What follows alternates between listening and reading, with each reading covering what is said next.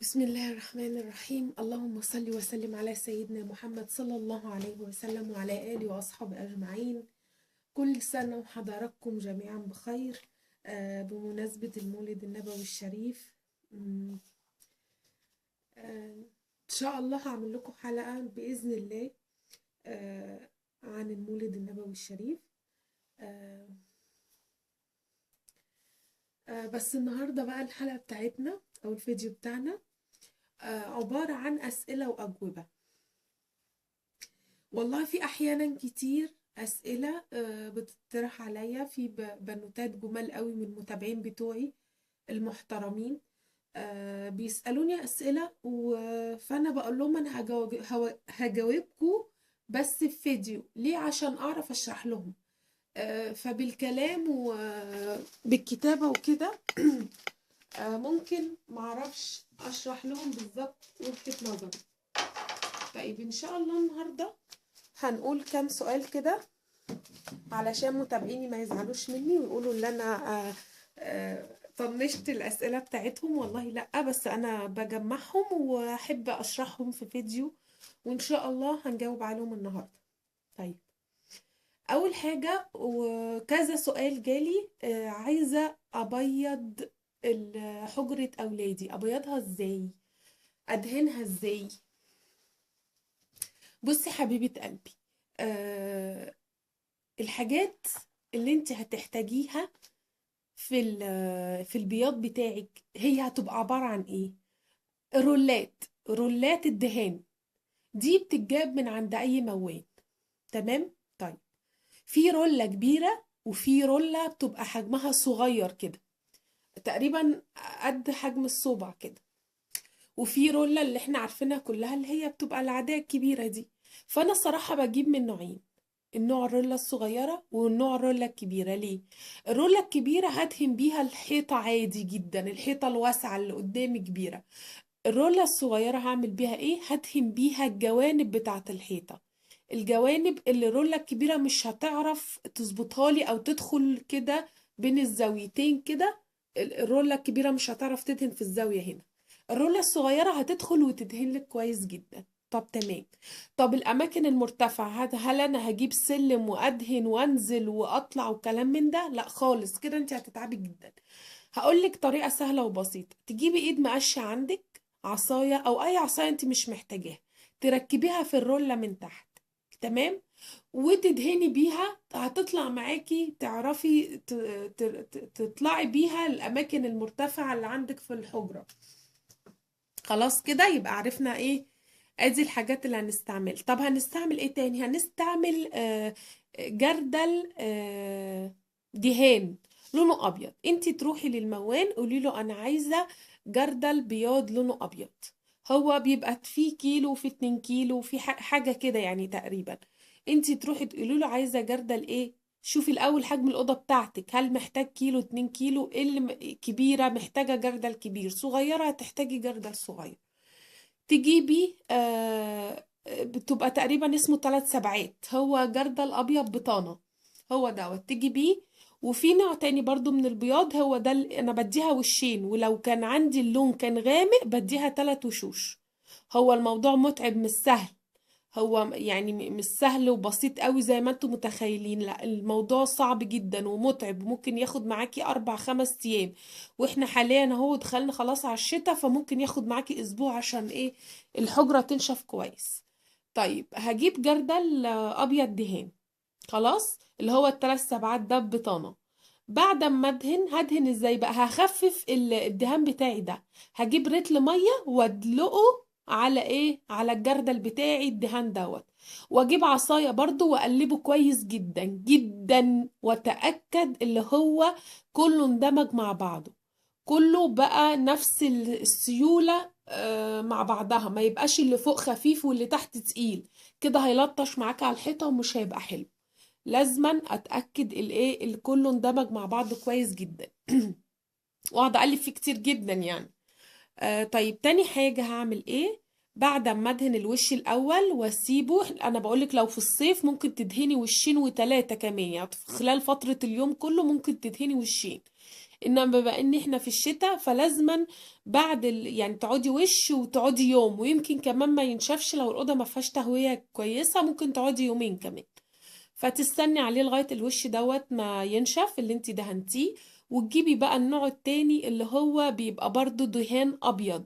ما تجيبيش حاجة بالكمبيوتر، حاولي انت اللي تخلي الالوان تدمجيها على ايديكي. ما تجيبيش حاجة كمبيوتر، لان الكمبيوتر هيبقى غالي قوي ومكلف معاكي، بحيث الموضوع لو باظ منك ما تزعليش يعني على حاجة اتكلفتي فيها كتير. تعملي ايه بقى؟ تجيبي اللي انا بقولك عليه الجردل التاني دوت. ده بيبقى لامع او نص لامع او مطفي. هاتي اللامع، يعني اللامع كويس، هو مش هيديكي لمع على الحيطة، لا هو هيبقى زاهي شوية، يعني ايه؟ يعني تحسي النور لو جه فيه يبقى ضي النور باين شوية، انما مش لامع معناه اللي هو برونز يعني، نو نو لا خالص. فتجيبي لامع او نص لامع، وانت برضو تدهني بنفس الطريقة. فانت دلوقتي عايزة تحطي لون في ازازة الوان كده تقريبا ب4 جنيه او ب5 جنيه كده، الوان المية برضو من عند الموال. قولي له مثلا عايزة ازازة لون معين. مثلا هتدهني بينك مثلا، هتجيبي ازازة لونها احمر. اوعي تدلقي الازازة مرة واحدة، لا، تقعدي تدربي في اللون، يعني تدلقي حبة وشوية وتقلبي بقى حلو جدا الخليط كويس جدا، البوية بالمية باللون دوت. تلوين ايه سوري، تقلبيهم كويس جدا تمام. بعد ما تتأكدي بقى اللي هم اندمجوا جامد، تشوفي اللون، هل اللون ده اللي انا عايزاه؟ طب انا عايزة اغمق، ازود شوية ازود شوية، خلاص لغاية لما اوصل للون اللي انا عايزاه. ما تستغربيش، في احيانا الوان ما بتندمجش بسرعة، وفي الوان بتحتاج ان انت تدمجي لونين مع بعض وبنسب متساوية. كل الحاجات دي طبعا انا عرفتها لان انا بحب اعمل، الحمد لله يعني. بحب اعمل حاجاتي انا بنفسي واجرب، واللي مش عارفة اعرفه واسأل واشوف واقرا عن المواضيع ديت لغاية لما اوصل للحاجة اللي انا عايزاها. بس خلي بالكم نصيحة، تخلي بالكم من ايديكم، لان الحاجات دي بتبوظ الايدين جامد. واوعي تدهني بشعرك، لان انا برضو انا بقول لكم الاخطاء اللي انا وقعت فيها وتعبتني قوي بقى، هي دي اكتر من التعب بالحاجة نفسها. اني ما كنتش لابسه اشارب او حاطه بنيه على شعري او كده. فالبويه مطرح ما هي وانتي بتبيضي بيها بالرولة بتطلع رذاذ كده، فقاقيع صغيره بتطرطش، ممكن انتي ما تكونيش شايفاها. فخلي بالك، هتيجي على شعرك وتمسك فيه، هتتعبك جدا وانتي بتغسلي شعرك، وعقبال ما تطلع هتتعبك جامد. فتلبسي اشارب على شعرك او بنيه. طيب ايه تاني؟ تلبسي جوينتي، لان برضو البويه بتمسك في الايد جامد، ومش سهل ان انت هتحطي عليها شويه ميه وتدعكي كده هتطلع، لا ده انت محتاجه ليفه، وليفه تكون خشنه وتدعكي جامد جدا وصابون وحاجات كده. فبقى خلي بالك برضو. ده لو انت عايزه، انا اقدر اجيب صراحه، يعني حد يجي يعمل لي اللي انا عايزاه.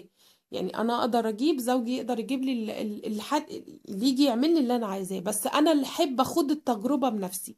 انا اللي حابه اعمل التاتشات والحاجات الجميله دي بنفسي، انا اللي حباها، انا اللي عندي حب استطلاع ليها يعني. آم، ايه تاني؟ انا النهارده بقى هجاوبك عن سؤال واحد بس، لان هو كان شرحه طويل، لان كتير قوي سألوني. في الوان بقول لكم في لازم تدمجي لونين مع بعض عشان تطلعي اللون اللي انت عايزاه. فدايما خلي الموضوع بسيط معاكي، لان انتوا برضو لسه ما عندكوش فكرة عن الموضوع، او لسه هتجرب جديد دي. فخلي الالوان اللي انت هتختاريها دايما تكون فاتحة، فاتحة لبني مثلا. هتختاري اللون الكحلي، وتدربي برضو تدربيه كده في اللون الابيض لغايه لما توصلي اللون اللبني اللي انت عايزاه. البينك قلنا، الاحمر لو عايزه اخضر او فسفوري، نفس القصه برضو. في الوان تانية طبعا بتدمغي اللونين مع بعض، اللي هو اسمه تركيب الالوان. طيب، في ايه تاني؟ في فرشه مثلا، لو انت عايزه تبيضي الكورنيشه مثلا بتاعه الاوضه دي، ما تنفعش بالرولة خالص، دي لازم فرشه كده مثلا، تقولي له مثلا اللي هي بتبقى عباره عن 7 سنتي، سوري، تقريبا 7 سنتي او 5 حاجه كده، يعني هي في حدود 3 صوابع كده. ديت تجيبي، عايزة بقى تدهني الكورنيشة بلون مختلف مثلا، برضو تجيبي لها لون مختلف وتدربي، ونفس القصة. الرولة ما ينفعش تدهن الكورنيشة بتاعت الحيطة، السقف اللي في الحيطة ديت. لازما بالفرش، لازم الفرشة هي اللي بتدهن ايه الكورنيشة بتاعت السقف. تمام كده. طب افرضي مثلا انا عايزاه برونز، انا عايزاه فضي، في الالوان دي جاهزة بتتباع، دي بقى ما ينفعش تدربيها، هي كده بتبقى عبارة عن علبة كده صغيرة كده، هو تقريبا بالربع وبالتمن وبالحاجات دي. تجيبي اللون اللي انت عايزاه، سواء فضي سواء ذهبي، و بالفرشة برضو. ده بقى مش بيزود مية يا بنات، ده بيزود تنر. اها تنر. تزوديه تنر، وتقلبي بالفرشة او بعصاية صغيرة لغاية برضو لما يتجانس كويس جدا، وتدهني بالفرشة فين في السطح سوري، في الكورنيشة بتاعة الحائط بتاعتك. طب في زاوية، الزاوية برضو عايزة تعمليها بألوان مختلفة، برضو نفس القصة بالفرشة، يبقى الزاوية والكرانيش، ولو في سرة في النص في الأوضة عندك اللي بتحط فيها النجفة أو المروحة أيا كانت بتحطي فيها ايه، دي برضو بتتعمل بالفرشة. تمام كده. خلاص كده احنا. طيب في حاجة تانية برضو، لاني بقول لكم السؤال طويل واتسأل لي بكذا شكل بكذا طريقة.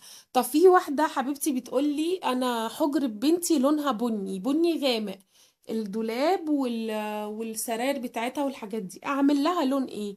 بصي يا حبيبة قلبي، حاولي دايما انتي ما دام العفش بتاع الحجرة بتاعتك غامق، يبقى تعملي لون فاتح على طول. ليه؟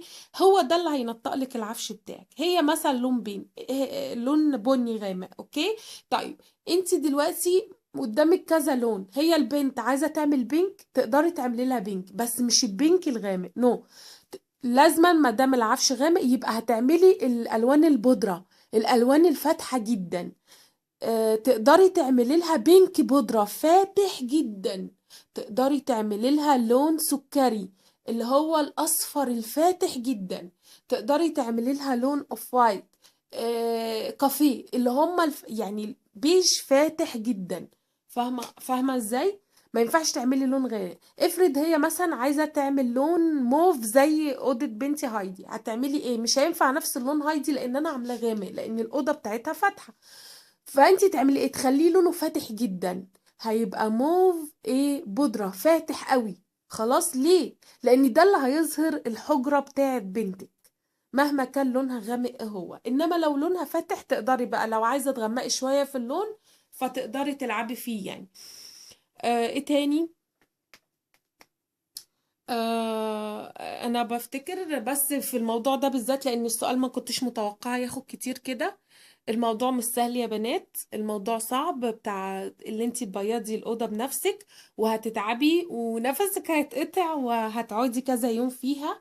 ولازما تحاولي على قد ما تقدري تشيلي كل العفش اللي في الاوضه، لازم تشيلي كل العفش. ما تجيش اصلح جدران وابوظ العفش بتاعي، لا حرام عليا، ما ينفعش، لازم اشيل كل العفش عشان يطلع الحاجة كويسة.